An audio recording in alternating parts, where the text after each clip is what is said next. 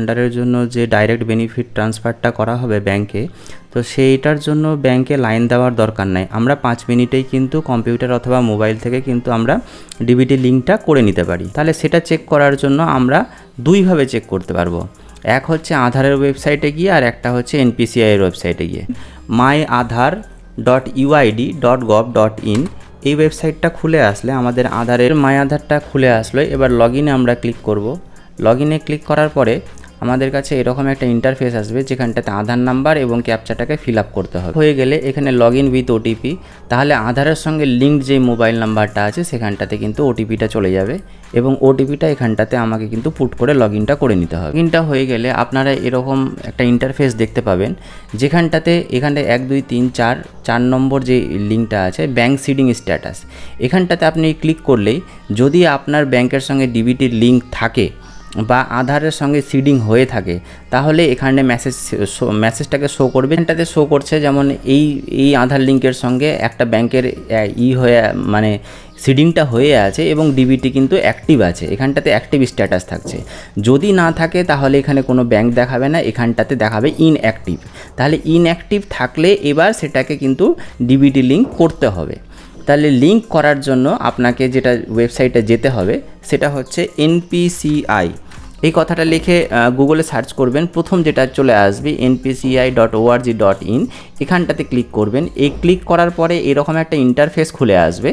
তারপরে এখান থেকে দ্বিতীয় নম্বর হচ্ছে কাস্টমারে গিয়ে এখানে লেখা আছে ভারত আধার সিডিং এনেবল BASE, এই অপশানটাতে আপনাকে ক্লিক করতে হবে। তারপরে এরকম একটা ইন্টারফেস খুলে আসবে। আপনি আধারের মাধ্যমে, আমি প্রথমে দেখালাম, চেক করা যাচ্ছে এখান থেকে আধারের ওয়েবসাইট থেকে যদি এই ওয়েবসাইটে প্রবলেম থাকে, অথবা আপনি প্রথমেই আপনার আধারটা স্ট্যাটাস লিঙ্কড আছে কিনা, আপনি কিন্তু আধার ম্যাপড স্ট্যাটাস এখান থেকে 3 নম্বর অপশানে আপনি ক্লিক করবেন।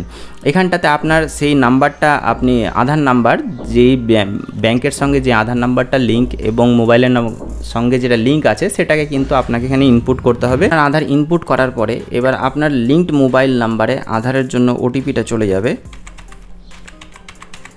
এবং ওটিপিটাকে সাবমিট করার পরে এইখানটাতে আপনার আধারের সঙ্গে যেই ব্যাংকটা আছে সেই ব্যাংকটাকে এখানে শো করবে এবং কবে থেকে হয়ে আছে সেটাও শো করবে, আর এটা ওয়াইফ শো করবে। ঠিক আছে, তার মানে এইটা অলরেডি ডিবিটি লিঙ্কড আছে। যদি ডিবিটি লিঙ্ক না থাকে তাহলে আপনার প্রথম যেই আধার সিডিং অ্যান্ড ডিসিডিং অপশানটা আছে সেখানটাতে আপনি এসে ক্লিক করবেন। ক্লিক করলে আপনার কাছে এরকম একটা ইন্টারফেস খুলে আসবে, যেখানটাতে আধার নাম্বার দিতে হবে এবং আপনার যদি সিডিং অন্য ব্যাংকে থাকে এবং সেখান থেকে ডিসিডিং করে অন্য ব্যাংকে করতে যান, তাহলে কিন্তু ডিসিডিংয়ে, আর না হলে সিডিংয়ে আপনাকে ক্লিক করতে হবে। সিডিংয়ে ক্লিক করার পরে এখানে 3টা অপশান দিচ্ছে, ফ্রেশ, মুভমেন্ট আর হচ্ছে মুভমেন্ট, দুটো মুভমেন্ট দিয়েছে। এখানে ফ্রেশ বলতে কি যাদের অ্যাক্টিভ দেখাচ্ছে না, মানে যাদের ডিবিটি লিঙ্ক নেই, ইনঅ্যাক্টিভ দেখাচ্ছে, তাদের জন্য ফ্রেশ লিঙ্ক। এবং দ্বিতীয় অপশানটা হচ্ছে দেখা গেল একই অ্যাকাউন্টে একই ব্যাংকে দুটো অ্যাকাউন্ট আছে, সেই ক্ষেত্রে প্রথম অ্যাকাউন্টের সঙ্গে আপনার যে লিঙ্কটা আছে আপনি দ্বিতীয় অ্যাকাউন্টে আপনি লিঙ্কটাকে, মনে করুন যে SBI-এর 1 নম্বরে আপনার অ্যাকাউন্ট, SBI-এর 2 নম্বর অ্যাকাউন্ট, আপনি চাইছেন যে SBI-এর 2 নম্বরে আপনার যেই অন্নপূর্ণা ভাণ্ডারের টাকাটা হোক সেখানটাতে ঢুকুক, তাহলে সেই ক্ষেত্রে প্রথমে আপনাকে এখান থেকে মুভমেন্ট করে দিবে যদি সেম ব্যাংক হয়। আর 3 নম্বরটা হচ্ছে যে অন্য ব্যাংকে আছে এবং সেখান থেকে আরেকটা অন্য ব্যাংকে আপনি নিয়ে যেতে চাইছেন, তাহলে কিন্তু এই 3 নম্বর অপশানটাকে সিলেক্ট করতে হবে। করে দেওয়ার পরে এবার আপনি কোন ব্যাংকে, আপনার যে ব্যাংক আছে সেই ব্যাংকে কিন্তু আপনাকে করতে হবে। কিছু ডিস্ট্রিক্ট ব্যাংক এবং গৌরগ্রামীণ ব্যাংক মানে ওয়েস্ট বেঙ্গল ব্যাংকটা এখানটাতে নেই, তাছাড়া কিন্তু সমস্ত রাষ্ট্রায়ত্ত ব্যাংকগুলো মোটামুটি এখানে সবগুলোই আছে। তো আমারটা মনে করুন যে আমি আমার যে ব্যাংকে আছে সেখান থেকে আমি এখান থেকে স্টেট ব্যাংকে আমি চেঞ্জ করতে চাইছি, তাহলে আমি চেঞ্জ করতে চাইছি। শুনুন, এটা হচ্ছে যদি আপনার না থাকে এবং আপনার যদি ব্যাংক স্টেট ব্যাংক হয় তাহলে কিন্তু আপনি ফ্রেশে ক্লিক করবেন। আমি যেহেতু এটাকে এখান থেকে সরাচ্ছি, ব্যাপারটা একই, যে এই ব্যাংক থেকে ওই ব্যাংকে করছি, তো এখানটাতে আপনাকে সেই যে সিলেকশানটা আপনাকে কিন্তু করে নিতে হবে। এবার অ্যাকাউন্ট নাম্বারটা এখানটাতে ইনপুট করতে হবে। অ্যাকাউন্ট নাম্বারটা দেওয়ার পরে এরপরে আপনাকে ক্যাপচাটাকে ফিল আপ করে দিতে হবে। ফিল আপ করার পরে এবার সাবমিট অপশানে আপনাকে ক্লিক করতে হবে। এখানে কিছু টার্মস অ্যান্ড কন্ডিশান দিচ্ছে, এখানটাতে টার্মস অ্যান্ড কন্ডিশান দিয়ে আপনাকে এগ্রি করে দিতে হবে।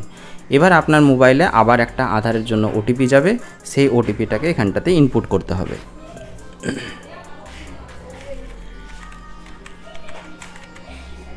এবার কনফার্মে ক্লিক করব। এবার এখানটাতে শো করছে যেহেতু আমি এটাকে অন্য ব্যাংক থেকে অন্য ব্যাংক ট্রান্সফার করছি, এবার আমাকে এখানটাতে কনফার্মে ক্লিক করতে হবে। কনফার্মে ক্লিক করে দিলেই এটা কিন্তু 24 থেকে 48 ঘন্টার মধ্যে এই ব্যাংক থেকে ওই ব্যাংক হয়ে যাবে। আপনার যদি অন্য কোনো ব্যাংকেই না থাকে তাহলে কিন্তু এটা এখানটাতে একটা মেসেজ দিবে এবং সেখান থেকে কনফার্মেশনটা হয়ে যাবে। আশা করি বুঝতে পেরেছেন। ধন্যবাদ।